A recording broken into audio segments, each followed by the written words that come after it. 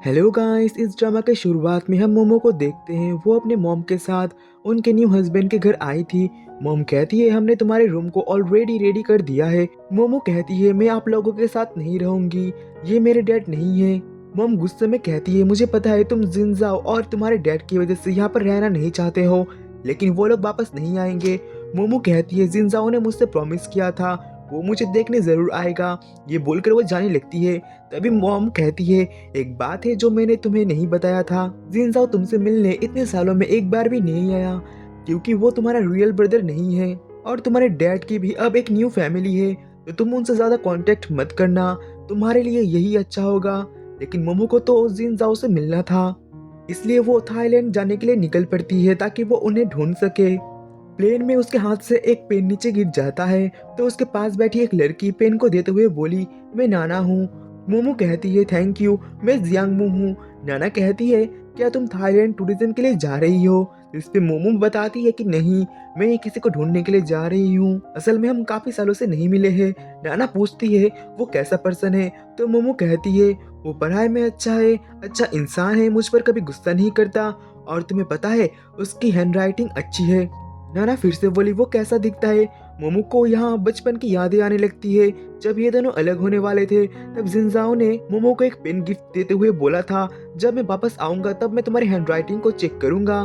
Present में वो बताती है हम बहुत टाइम से नहीं मिले हैं। दूसरी तरफ हम जिनजाओ को देखते हैं, उसकी लाइफ पूरी तरीके से बदल चुकी थी। वो अभी अंडरग्राउंड में बॉक्सिंग और कार रेसिंग वगैरह करता था ताकि वो पैसे कमा सके। जिनजाओ यहाँ एक बॉक्सर के साथ फाइट करता है। इन दी एंड जिनजाओ मैच को जीत जाता है। कुछ देर बाद डैड जो कि ड्रंक थे वो जिनजाओ को कॉल करके मोमो को एयरपोर्ट से लाने के लिए कहते हैं। अब मोमो तो बहुत ज्यादा एक्साइटेड थी, बैंकॉक के एयरपोर्ट में खड़ी थी और जिनजाओ कैसा होगा इस बारे में सोच रही थी। लेकिन जिनजाओ से मिलने के बाद उसकी एक्साइटमेंट खत्म हो जाती है। जिनजाओ के चेहरे में लगी चोट और हाथ में लाइटर देख वो काफी डर जाती है। कार के अंदर भी मोमो उसे ही घूरे जा रही थी, जिसे नोटिस कर जिनजाओ बोला तुम मुझे ऐसे क्यों देख रही हो? मोमो पूछती है तुम्हारे एजुकेशन का क्या? जिनजाओ कहता है मैंने हाई स्कूल के बाद ही ड्रॉप आउट कर लिया था। मोमो कहती है लेकिन तुम्हारा ड्रीम तो मास्टर डिग्री लेना था। तभी इनके कार के पास एक लड़का बाइक पे आके रुकता है जो दिखने में आवारा लग रहा था। वो लड़का जिनजाओ से पूछता है ये लड़की तुम्हारे साथ कौन है? वैसे ध्यान रखना स्नेकी तुम्हारे ऊपर अटैक कर सकती है।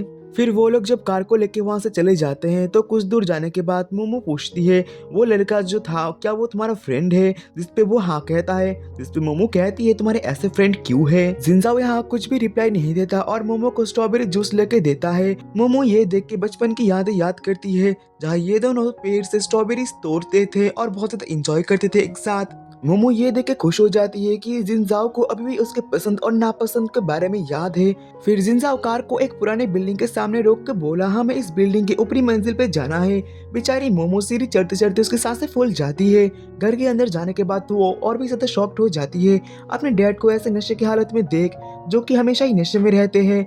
वहाँ वो अपने डैड की न्यू वाइफ और जिनजाओ की छोटी बहन शिन से मिलती है। फिर वो उन सबको गिफ्ट देती है। फिर जब डिनर के टाइम जिनजाओ उसे ज्यादा डम्पलिंग्स देता है तो शीन कहती है इसे मुझसे ज्यादा डम्पलिंग्स क्यों मिले?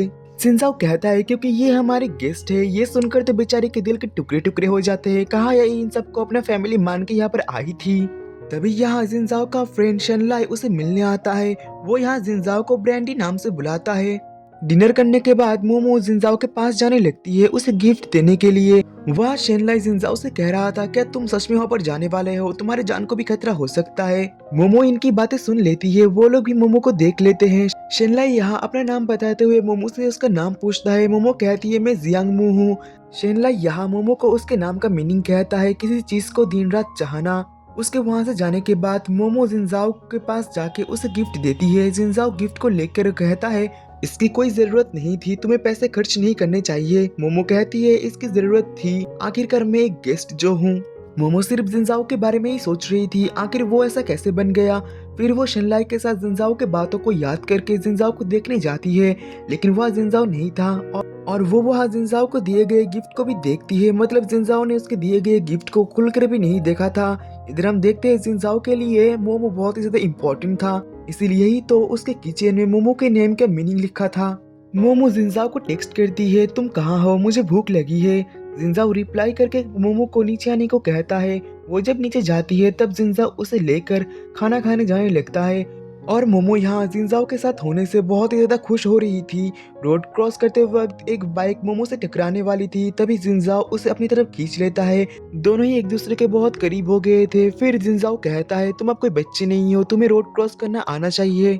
फिर जब दोनों स्ट्रीट मार्केट पहुंचते हैं तो जिनजाओ पूछता है तुम्हें क्या खाना है। वो कहती है क्या मैं जो चाहे वो ऑर्डर कर सकती हूँ। जिनजाओ कहता है हाँ तुम्हें जो चाहिए वो ऑर्डर कर सकती हो। मोमो बोली देन चलो मेरे साथ, मैं सबसे बिजीएस्ट स्टॉल से खाना खाऊंगी।